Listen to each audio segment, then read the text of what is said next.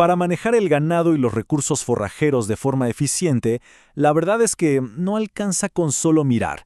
Vamos a sumergirnos en las herramientas y técnicas que nos permiten estimar con precisión cuánto forraje hay de verdad. La estimación a ojo es lo más común, pero puede ser increíblemente engañosa. El ojo humano, bueno, se equivoca. La pregunta clave es, ¿cómo pasamos de una simple suposición a un dato duro y concreto? La respuesta, claro está en medir de forma objetiva. Bien, esta es nuestra hoja de ruta. Vamos a arrancar con lo más importante, entender el porqué de todo esto. Después nos metemos de lleno en cómo asegurar que nuestros datos sean confiables, con un buen muestreo. Luego exploraremos los dos grandes caminos, los métodos destructivos, que son como una biopsia del pastizal, y los no destructivos, que se parecen más a un escaneo. Y al final ponemos todo en la balanza para ayudar a decidir cuál es el mejor para cada situación. El objetivo final de medir es muy simple: cuantificar. Se trata de ponerle un número a la biomasa y su calidad. ¿Y para qué? Bueno, para responder la pregunta del millón: ¿cuántos animales puede soportar el campo de manera sostenible? Saber esto es la clave para no sobrecargar el recurso y, por supuesto, para maximizar la producción a largo plazo. A ver, antes de siquiera pensar en qué herramienta usar, tenemos que hablar del muestreo. Porque no importa el método que se elija, si las muestras se toman mal, los datos simplemente no sirven. Aquí es donde se construyen los cimientos de la confianza en los resultados. El primer paso es definir lo que llamamos una estación de evaluación forrajera, o EFP. Y ojo, no es cualquier lugar. Tiene que ser un área que refleje de verdad la condición promedio de todo el potrero. Es como elegir al embajador perfecto que represente a todo el país. Ahora, este concepto suena un poco técnico, pero es muy lógico. Aleatorización estratificada. ¿Qué significa? Que si un potrero tiene zonas diferentes, digamos, una loma más seca y un bajo más húmedo, tenemos que tomar muestras al azar dentro de cada una de esas zonas. Así nos aseguramos de que todas las realidades del potrero estén representadas y evitamos la tentación de ir a medir solo a los lugares que se ven más lindos. Y esta imagen muestra un error súper común que hay que evitar sí o sí. No se debe muestrear en estas zonas de transición, los llamados ecotonos. Por ejemplo, medir justo en el borde entre un bosque y el pastizal nos daría datos que no representan ni al bosque ni al pastizal. El foco siempre tiene que estar dentro de las áreas que son homogéneas. Muy bien. Pasemos ahora a la primera gran familia de métodos, los destructivos. Pensemos en ellos, como dijimos, como una biopsia del pastizal. Son invasivos, claro, porque implican cortar y sacar el forraje, pero a cambio nos dan la información más precisa que se puede obtener sobre la biomasa real. El método más famoso aquí es el del cuadrante. El proceso es muy metódico. Primero, se tira un marco de un área conocida, al azar para no elegir con el ojo. Segundo, se corta a ras de suelo todo el forraje que quedó adentro, simulando un pastoreo total.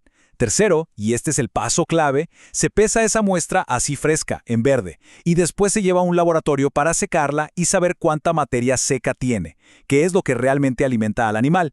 Y finalmente, con ese pequeño dato, se hace un cálculo para estimar la disponibilidad total en kilos por hectárea. Es un trabajo minucioso, pero nos da el número más cercano a la realidad. Aquí vemos el proceso en plena acción.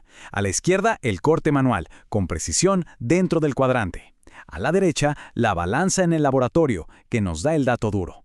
Esa conexión entre el campo y el laboratorio es lo que le da a este método su fama de alta precisión. Por algo es el estándar de oro. Una aplicación muy práctica del método del cuadrante es usar estas jaulas de exclusión. La idea es simple. Se pone una jaula en el potrero para que los animales no puedan comer en esa pequeña área.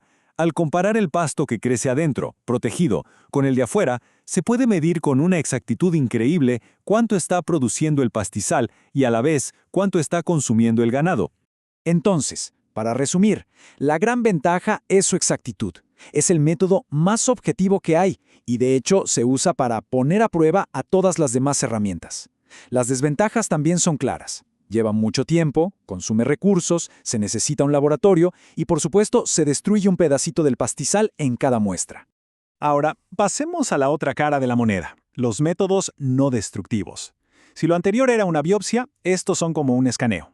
No se saca el forraje, sino que se miden cosas como la altura o la densidad para luego estimar la biomasa. Su principal ventaja es, sin duda, la velocidad y la capacidad de cubrir extensiones de tierra mucho más grandes.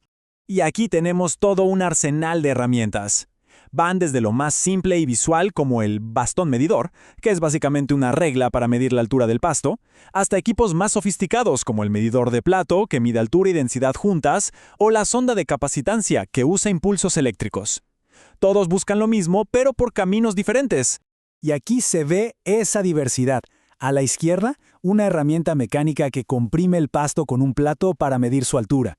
A la derecha, un sensor electrónico que parece de ciencia ficción. La tecnología es muy distinta, pero la idea de fondo es exactamente la misma. Tomar una medida rápida en el campo y usarla para estimar cuánto alimento real hay disponible. Ahora, mucha atención a este punto porque es quizás el más importante de todos. Esta cita es un llamado de atención brutal. Demuestra que usar las ecuaciones que venían de fábrica en estos aparatos, en este caso de Nueva Zelanda, llevó a calcular un 50% más de forraje del que había en realidad. La mitad. Esto nos grita la importancia crítica de calibrar los equipos para nuestras condiciones locales. Por lo tanto, la precisión de cualquiera de estos métodos indirectos depende totalmente de su calibración.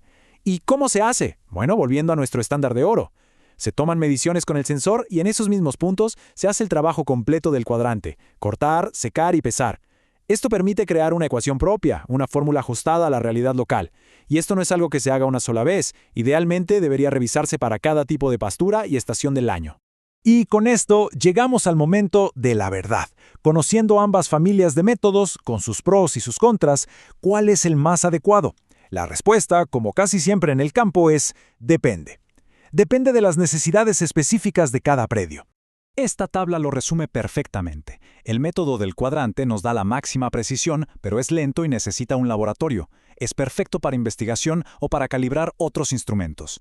Por otro lado, los medidores indirectos son muchísimo más rápidos, ideales para el monitoreo de rutina y para tomar decisiones de pastoreo hacia diario. Pero, y es un gran pero, su precisión vive o muere por una buena calibración. Entonces, para tomar la decisión final, hay que hacerse algunas preguntas clave. Primero, ¿qué tipo de pastura tenemos? No es lo mismo una que crece derechita que una densa y rastrera. Segundo, ¿con qué recursos contamos? Hay que ser realistas con el tiempo, la gente y el acceso a un laboratorio. Tercero, ¿para qué queremos el dato? ¿Es para un trabajo de investigación o para decidir si movemos el ganado mañana? Y finalmente, ¿con qué frecuencia necesitamos esta información? Para terminar, una última reflexión. Medir el pastizal no debería verse como una tarea aislada, que se hace de vez en cuando. Es en realidad una herramienta para tener una conversación constante con la tierra. Es la forma de escuchar objetivamente lo que el campo nos está diciendo, y eso permite tomar decisiones mucho más informadas y sostenibles. La pregunta que queda en el aire es, ¿estamos entablando esa conversación?